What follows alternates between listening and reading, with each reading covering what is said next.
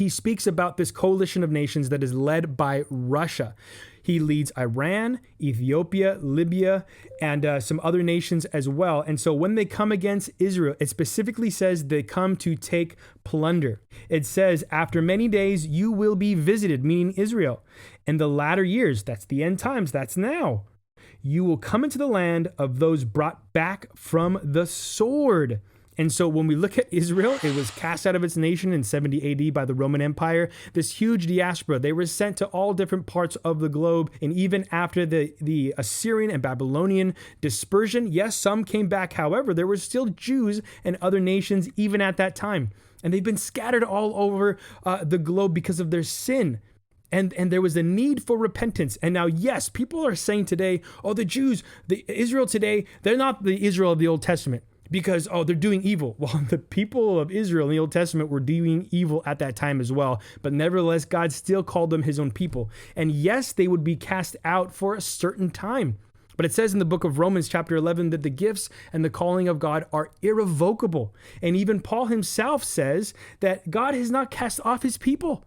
He has not forgotten them, for he himself is a Jew of the tribe of Benjamin. Now, yes, it does describe in the book of Romans as well that those who walk in the faith of Abraham are a Jew in spirit by heart. However, there is the promises that is put upon the modern state of Israel. And there's this demonic theology that states that the church has taken over, has become Israel itself. This is absolutely not true. And so it says here, concerning the people of Israel, they've been brought back by the sword and gathered from many people. And so again, who is there in the state of Israel? People of Israeli descent, not Christians, but these are the ones that proclaim themselves a nation, May 14th, 1948. So God is the one that brought them back there. God is the one who placed them there. It says on the mountains of Israel, 1967, in the Six-Day War, Israel fought and they got back the Golan Heights. Now, the Middle East says today that it's occupied by Israel, but however, God's saying right here, it says on the mountains of Israel.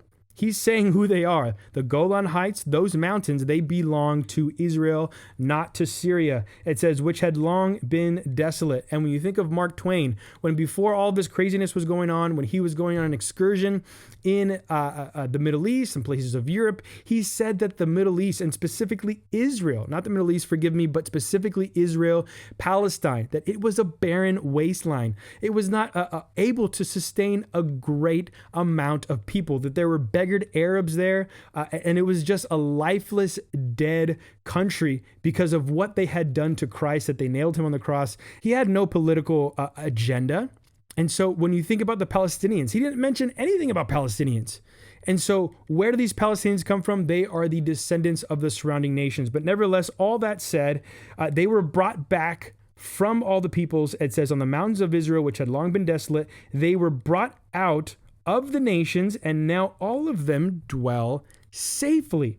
And so again, just as in 1 Thessalonians chapter 5, here Ezekiel is proclaiming this time of peace, or perhaps pseudo-peace.